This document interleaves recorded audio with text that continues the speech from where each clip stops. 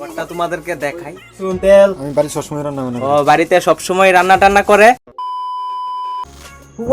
আরে দাঁড়া দাঁড়া দাঁড়া, কোথায় যাচ্ছ তোমরা? তো আমরা 7 জন মিলে আজকে প্ল্যান করেছি পিকনিক করব।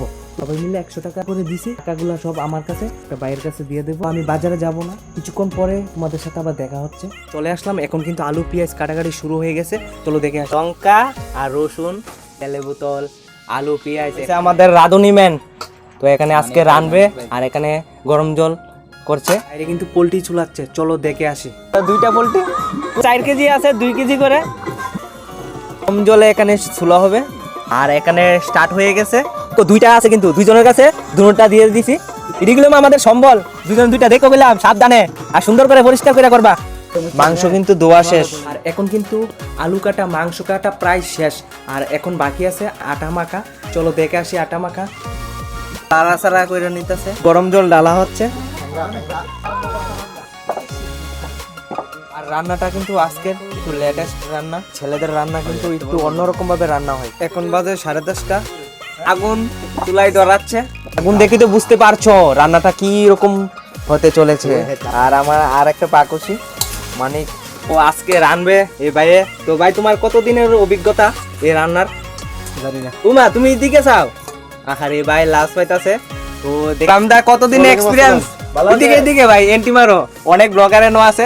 2 বছরে তো 2 বছরের এক্সপেরিয়েন্স আছে। কোন জায়গায় রান্না টান্না করছো নি? আর রসুন তেল আমি বাড়ি সবসময় রান্না বান্না ও বাড়িতে সব সময় রান্না টান্না করে। আকুশি এখন টেস্ট করছে। আর গাইজ, আমি কিন্তু ভীষণ ভীষণ এক্সাইটেড, মানে আমি ফার্স্ট টাইম রুটি বানাবো। চলো দেরি না করে দেখে আসি। নিজেরা ঘরের মতন একদম তৈরি করছি সবগুলা। অনেকটা রুটি বানানো হয়ে গেছে। 1 বালতি হবে আজকে আমাদের রুটি।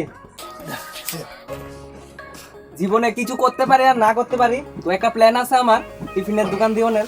তো এখানে আমি প্রশিক্ষণ নিচ্ছি। তো আমাদের অনেক মেহমান টেমান অনেক আছে যারা রুটি টুটি পারে ভালোই বানাইতে।